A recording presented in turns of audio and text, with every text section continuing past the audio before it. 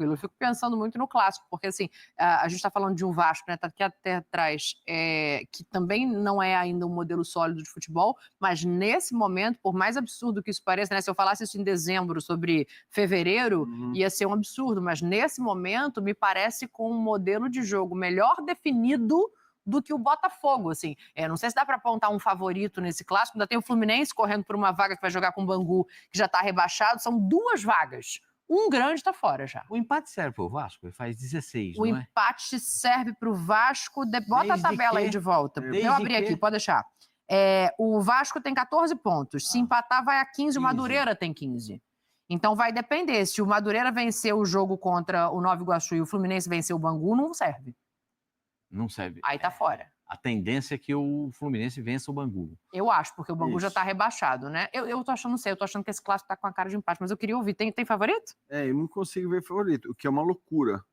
Não tem favorito, pelo que você falou, né? Se a gente pegar a distância de 3 meses, você dizer que um jogo entre Vasco e Botafogo parece não ter favorito é uma insanidade, porque óbvio que o Botafogo deveria ser favorito. Agora, é tanto desleixo em relação ao início de temporada, tão não tá nem aí para nada, é tratar tudo de uma maneira tão depreciativa, que no fim das contas a gente olha para esse jogo e fala, tá com cara de empate. Sim, tá com cara de empate. Os dois podem ganhar, obviamente, né? Mas realmente não dá para apontar um favorito e dizer, o Botafogo, como deveria ser o normal a gente dizer, o Botafogo é favorito num jogo contra o Vasco. A gente tá falando do campeão sul-americano e do campeão brasileiro. Então, enfim, eu não consigo ver favorito mesmo. Acho que o Fluminense dos 3 é o mais próximo da vaga, né? Até pelo adversário que tem, né? O Bangu tá rebaixado. O Pascoal fala que sempre tem favorito. Também sempre tem favorito. Hoje é o Vasco. Hoje é o Vasco. Mesmo com esse rapaz que tá atrás de você, eu não olhei, eu só vi o escudo. Ô, Coutinho. O Coutinho não faz um bom início de temporada. O Payet tá jogando melhor que o Coutinho, né? O Payet está jogando melhor que o Coutinho. O Coutinho não faz um bom início de temporada. O Vasco da Gama tem uma organização tática, mas não é um time brilhante. Não. O Vasco, quando começou o Campeonato Carioca, eu disse para vocês que para mim o Vasco não se classificaria entre os 8. É verdade. 8 não, 4, né? No Rio são 4. Entre os 4. Do 5º ao 8º disputa a Taça Rio, que hoje é um prêmio de consolação, não é mais um... A minha impressão é que ele não ficaria entre os 4. Porque me parecia que não tinha força para isso. E vai deixar para a última rodada para manifestar essa força aí diante do Botafogo. Eu não sei como é que o Botafogo vai entrar em campo, porque bem ou mal, jogando mal, o Vasco da Gama ganhou na Copa do Brasil, jogando mal, lá em Cariacica. O Botafogo jogou mal. Não é que o Botafogo jogou mal, o Botafogo jogou o que está jogando mal. E acabou perdendo do Racing. Eu não sei como é que os jogadores vão entrar nessa partida de domingo, porque isso gera insatisfação do jogador. O jogador está insatisfeito. Mas se tiver um líder ali, também pode dar uma motivada, né? Para esse clássico especificamente. Já tomamos ali, agora tem que levantar. Alguém vai ter que tomar esse posicionamento. Não sei se o Alex Telles, que tem passagens internacionais, tem um pouco mais de experiência. Não sei se algum outro, até mesmo algum jogador de meio campo que possa se posicionar, ou Bastos, ou alguém se posicionar. Marlon Freitas, né? Que é capitão.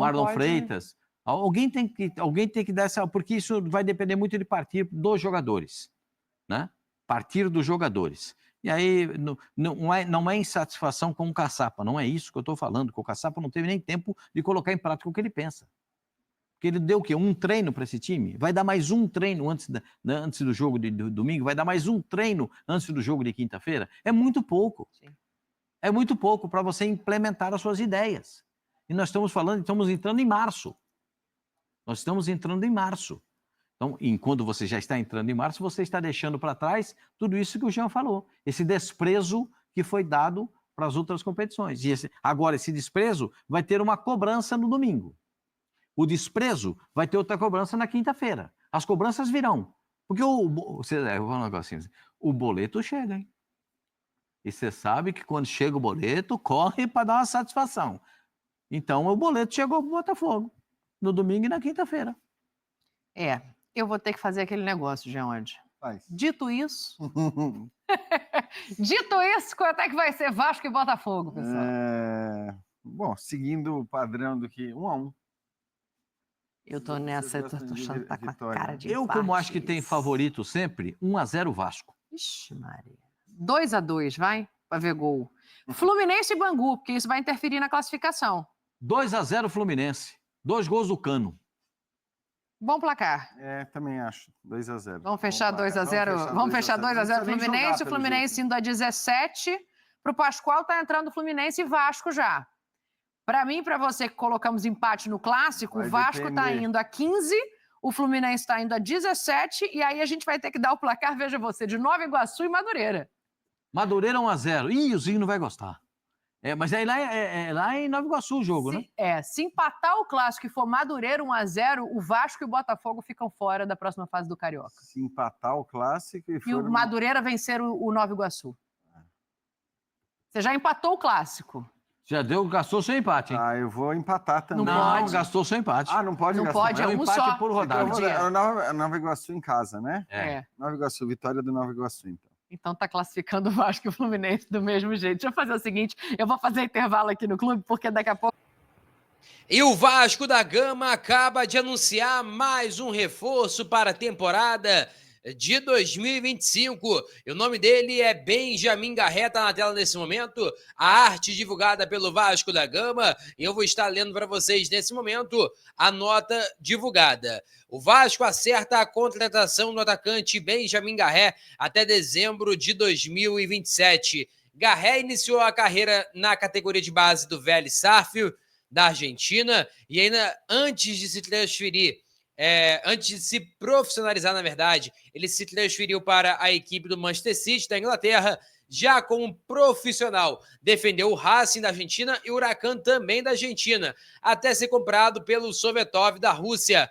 Na Rússia teve a melhor fase da carreira, com 12 participações em gol na temporada de 2023/24. Benjamin Garré, portanto, está acertando com o Vasco até dezembro de 2027. E você ficou ligado aqui, acompanhou a chegada dele, acompanhou toda a movimentação em relação a esse atleta, que é o novo reforço da equipe do Vasco da Gama, que vai enfrentar o Botafogo pelo Campeonato Carioca e precisa muito da vitória, até porque o Botafogo deve vir com uma equipe mista. Inclusive, eu tenho aqui a provável escalação da equipe do Vasco, estou aqui a provável escalação do nosso parceiro Vene Casagrande. Ele passou assim, ó: Léo Jardim, Paulo Henrique, João Vitor, Lucas Freitas e Piton, Hugo Moura, Tietê e Coutinho, Zucarello, Ryan e Verrete. Essa é a provável escalação da equipe do Vasco da Gama para enfrentar o Botafogo.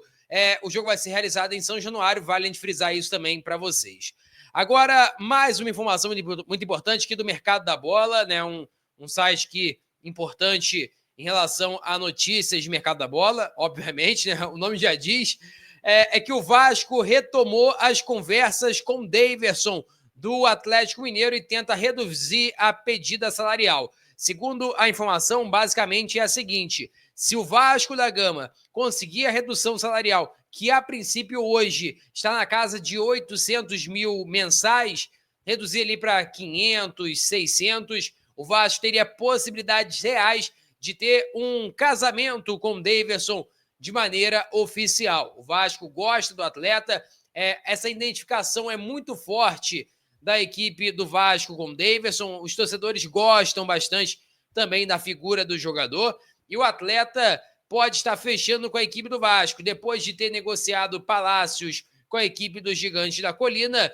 existe a possibilidade real que Daverson venha para compor elenco, ou até mesmo, em diversas ocasiões, atuar ao lado de Pablo Verrete na temporada de 2025, que vai ser longa, com a Copa do Brasil, Sul-Americana, Brasileiro, Carioca. Então, realmente vai ser um calendário muito cheio e talvez, tendo mais opções ali, vai ser muito importante, né? Talvez não, vai ser muito importante para o técnico Fábio Carille. Você aprova ou não a possibilidade de Daverson vir para a equipe do Vasco? Lembrando que o Vitória também tinha muito interesse nesse atleta, e aí acabou que não deu muito certo. O Daverson também, em relação a essas equipes que querem Daverson tem um fator que é muito bom em relação ao Vasco, que é o fato dele ser torcedor.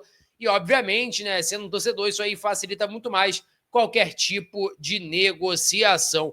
Então, O Vasco aí teve a chegada do Nuno Moreira, teve também essa possibilidade do Davidson, a chegada também do Brian Palacios, que deve estar chegando muito em breve ao Rio de Janeiro, talvez na segunda-feira, mais ou menos, terça-feira no máximo, o Brian Palacios chegando. Também tem que resolver a situação do Lloyd, tem várias negociações em andamento, o Ney Zevide é real, então tem várias negociações que o Vasco está articulando, buscando melhorar o seu elenco para a próxima temporada, para essa temporada, na verdade, para essa janela específica que vai fechar no dia 28 de fevereiro. Peço a você que deixe o like, é muito importante para o nosso canal. Acione o sininho da notificação para não perder nenhum conteúdo.